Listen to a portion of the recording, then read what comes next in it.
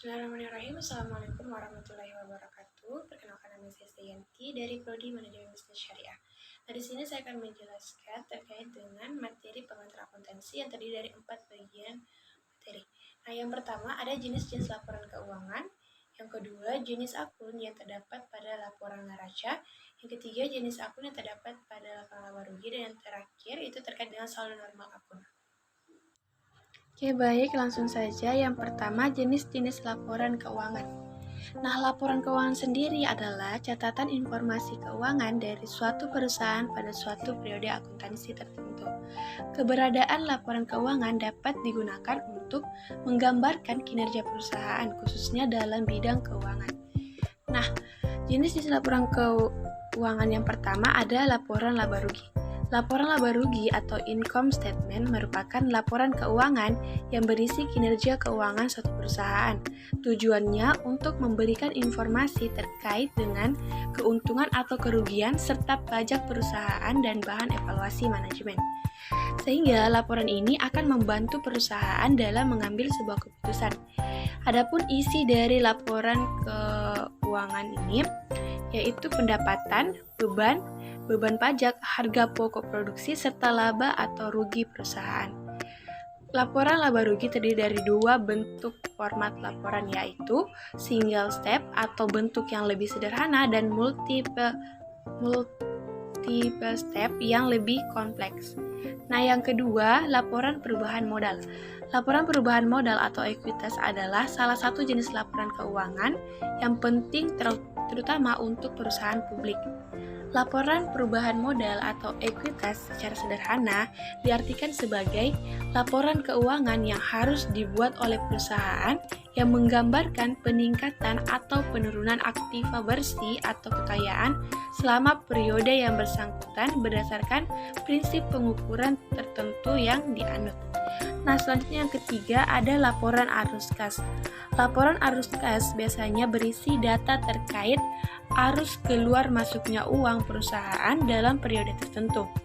Adapun tujuan dari laporan keuangan ini adalah untuk mengetahui perputaran keuangan selama periode akuntansi tertentu. Nah, yang keempat ada laporan neraca. Laporan neraca adalah suatu laporan keuangan yang di dalamnya terdapat beberapa informasi mengenai akun-akun aktiva serta hal-hal yang menjadi kewajiban perusahaan dalam satu periode.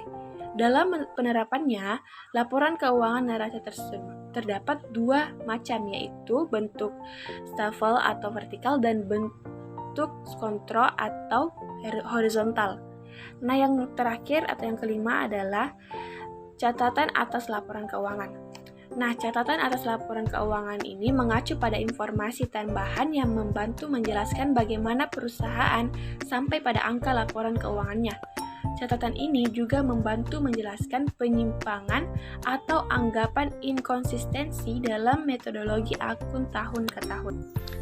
Oke, pembahasan yang kedua yaitu jenis akun-akun yang ada pada laporan neraca. Jadi ada 3. Yang pertama ada aktiva atau aset. Nah, aset dalam neraca berada pada saldo debit dan merupakan akumulasi dari kewajiban dan modal. Akun ini terdiri dari aset berwujud dan aset tidak berwujud. Aset berwujud sendiri terbagi lagi menjadi 2, yaitu aset lancar dan aset tidak lancar. Nah, untuk aset yang tidak berwujud itu sesuai dengan namanya, aset ini terdiri dari sumber daya perusahaan yang berbentuk non-fisik seperti hak cipta, hak paten, goodwill, dan lain sebagainya yang memiliki nilai ekonomis. Yang kedua ada kewajiban. Nah, kewajiban atau liabilitas mencakup seluruh kewajiban yang harus dibayar oleh perusahaan atau nama lainnya itu disebut dengan utang. Maka dalam neraca, liabilitas ini dimasukkan dalam saldo kredit. Liabilitas ini terbagi menjadi 2, yakni kewajiban jangka pendek dan kewajiban jangka panjang. Kewajiban jangka pendek sendiri memiliki masa jatuh tempo 1 tahun atau kurang. Di antaranya ada utang dagang, gaji, pajak, dan pendapatan yang ditanggung. Nah, untuk kewajiban jangka panjang itu memiliki masa jatuh tempo lebih dari 1 tahun. Misalkan ada pinjaman berjangka, wesel bayar, kewajiban pensiun, dan sewa guna. Dan yang terakhir ada ekuitas. Ekuitas atau biasa juga disebut dengan modal adalah seluruh kekayaan perusahaan yang berasal dari pemilik perusahaan. Pembahasan yang ketiga, jenis akun-akun yang ada pada laporan laba rugi. Nah, di sini ada 5 jenis akun. 1. Pendapatan dan penjualan bersih. Pendapatan serta penjualan bersih dihasilkan dari semua bagian operasional utama bisnis. Yang kedua, ada harga pokok penjualan atau HPP. Harga pokok penjualan adalah item baris yang menggabungkan biaya langsung yang terkait dengan penjualan produk untuk menghasilkan pendapatan. Yang ketiga ada laba kotor. Laba kotor dapat dihitung dengan mengurangkan pendapatan penjualan dengan harga pokok penjualan. Yang keempat ada biaya operasional. Nah, yang dimaksud di sini adalah semua biaya yang terkait dengan proses pengelolaan atau menjalankan bisnis yang tidak termasuk dalam harga pokok penjualan. Yang kelima ada laba bersih. Di sini kita bisa tahu keuntungan bisnis kita. Karena pada unsur laba bersih didapatkan setelah pendapatan operasional ditambah dengan pendapatan lain dan dikurangi biaya lainnya. Ya, pembahasan yang terakhir atau yang keempat yaitu saldo normal akun.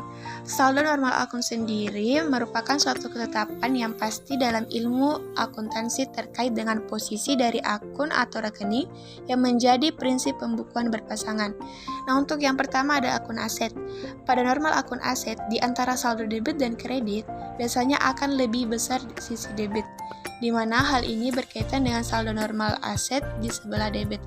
Adapun aset yaitu berupa kas, bank, kas di tangan, peralatan, piutang, perlengkapan, dan persediaan barang. Sedangkan untuk aset tetap meliputi gedung, tanah, dan kendaraan yang dimiliki perusahaan. Untuk yang kedua ada akun liabilitas atau kewajiban, dan yang ketiga ada ekuitas. Nah, untuk saldo normal akun liabilitas dan ekuitas ini tentunya berada di sebelah kanan atau kredit, di mana kewajiban merupakan sebuah utang yang dibayar oleh pihak lain, sedangkan untuk ekuitas itu didapat dari sebuah kekayaan dalam membangun usaha. Nah, yang keempat ada akun pendapatan. Membahas tentang membahas tentang saldo normal penjualan atau pendapatan yang tentunya akan menambah aset yang dimiliki oleh perusahaan, di mana akun real pendapatan ini dapat dikatakan berada di sebelah kiri. Dalam akun pendapatan ini juga dapat berkaitan dengan saldo normal pendapatan diterima di muka dengan aktivitas penjualan barang atau jasa. Dan yang kelima ada akun beban. Saldo normal akun beban berada di posisi sebelah debit, di mana perusahaan mengeluarkan uang seperti contoh beban administrasi, beban penjualan, gaji, iklan, angkut pembelian, sewa toko, dan sebagainya. Nah, itulah pemaparan materi pengantar akuntansi dari saya. Semoga bermanfaat. Sekian dan terima kasih. Wassalamualaikum warahmatullahi wabarakatuh.